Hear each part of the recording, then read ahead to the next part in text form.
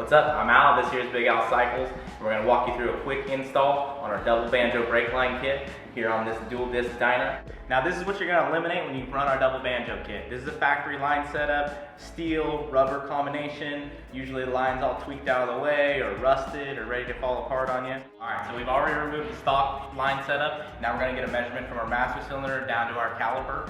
And so I got this tool here to measure. You can use a string, you can use a shoelace, and then measure down on the ground. If it's easier, you want to give it a little bit of slack. We're coming out about 42 inches on this here. So 42-inch dual disc kit should work perfectly on it. Alright, so you see here we're running the lines. We've run them through the triple tree slot. And now with this one here, we're actually going to run it right through the bubba clamp. You'll see on your brake line kit, you have two different style ends. You have 22 degree on this side and then 90 on this side here. You want to run both the 22s up at the master cylinder. So next we have our double banjo. First you're going to put a crush washer on it, then you're going to place it through the first banjo, then another crush washer, and then loop in the next banjo. Then one more crush washer before it ties into the master cylinder. You should have 3 crush washers on the top. They should all line up evenly, and you want to thread the banjo bolt in by hand. Now that we've got our lines ran from the master cylinder down to the caliper, I'm going to explain what this tool is that comes in your kit. This tool here, this little blue plastic box, comes in 2 pieces, and it's going to sandwich over the stainless steel portion on your brake line.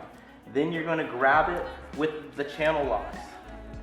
Use it as a channel locks to hold it as a vice block. Take your little tube that you come in the kit, and you're going to use that to clock your banjo bolt. So by doing that, you can move the banjo 180 degrees, whichever direction you need, to get the proper roll on that line so your line doesn't rub up against your fender when you're mounting it to your caliper. Alright, now that we got our line clocked exactly how we want it with the right angle, we're going to replace the crush washers and then slip in our factory banjo bolt to bolt down to our caliper. Once again, you want to start this guy by hand, that way you don't cross thread anything. Now that we've got our banjo bolt on there, we've got the roll right where we want it, we're going to go through and we're going to tighten down all the banjos so we know that they're good and tight. Alright, so next up we remove the master cylinder lid and we start pouring in some fresh fluid.